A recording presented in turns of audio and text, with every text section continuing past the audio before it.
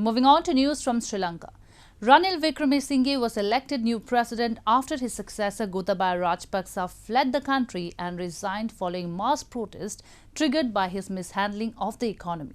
Despite change in the government, pro-democracy activists are continuing their agitation, demanding the release of detained demonstrators and new elections.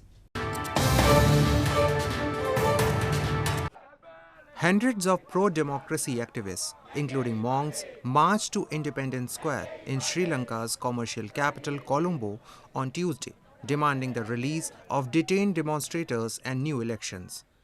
Activists accused the government of cracking down on protesters who helped topple the government of then-President Gotabaya Rajapaksa last month.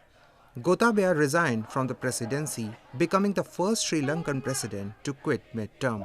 වහාම මර්ධනය නවත්තන්න, ජාතික සම්පත් විකිණීම නවත්තන්න, ජනතාවට සහන දෙන්න, රටේ තවදුරටත් ජනතාවට බරපතලවන්නේ නැතුව මේ පාර්ලිමේන්තුව විසරලා නව ජනවතනකට ඉඩ දෙන්න, ජනවරමකට ඉඩ දෙන්න කියන බලපෑම කරන්න තමයි මේ ප්‍රඥප්තිය පිළිපත් මේ ආඥාව ඉදිරිපත් කරේ. The protesters also demanded an end to the state of emergency imposed by the government of President Ranil Wickremesinghe. Wickremesinghe was voted in as acting president in Sri Lanka by lawmakers on July 20th, with many hoping his long experience in government could help pull the country out of a crippling economic and political crisis. He took charge despite public anger with the ruling elite after months of severe shortages of fuel, food and medicines.